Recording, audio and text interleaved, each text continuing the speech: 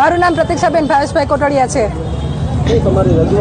અમે આંગણવાડી કાર્યકર તેડાગરની ભરતીમાં ફોર્મ ભરેલા હતા, એટલે એમાં ત્યારે બધું ફોર્મ ભર્યા ત્યારે બધું વ્યવસ્થિત જ હતું, સુવાચ્ય જ હતું। ત્યારે અમને વ્યૂમાં બતાવ્યું હોય કે તમે આ જોઈ લે, તમારું ફોર્મ બરોબર છે, એવું વ્યૂનો ઓપ્શન બતાવે।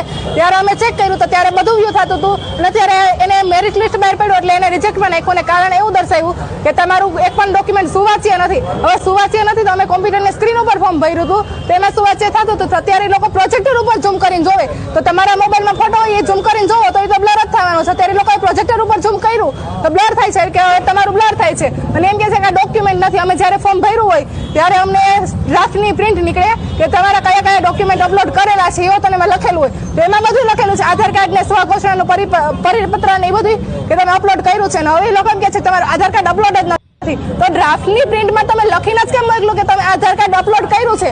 અને એ લોકો પીઓ મેડમ એક લાઈવમાં મારી સાથે સંદેશમાં વાત કરી લેતી અને એને એમ કીધું કે અમારી ભૂલ હશે તો સુધરશે, તમારી ભૂલ નહીં સુધરે। તો કેમ એ લોકોની ભૂલનો ચાન્સ મળે તો અમને કેમ નથી મળતો અમારી ભૂલનો ચાન્સ? અને અમે અત્યારે અહીંયા આવ્યા એટલે અમને એવો મેસેજ હતો કે તમારા તમામ ડોક્યુમેન્ટ ઓરિજિનલ લઈને અહીંયા આવજો, અમારે કઈ ડોક્યુમેન્ટ જોવાનો એ લોકો પાસે ટાઈમ જ નથી।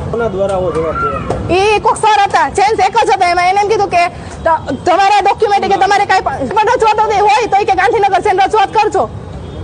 એ લોકો પાસે કોઈ પાસે ટાઈમ જ નથી, અમે કઈ નવરાજ છીએ ઘરે, અમે ઘરમાં લઈને બેઠા છે। અમારે છોકરા ભરતી બીજી વાર થઈ જાય, ભરતી પ્રક્રિયા અહીંથી અટકી જવી જોઈએ, અને ભરતી બીજી વાર થઈ છે 100% ગેરનીતિ છે।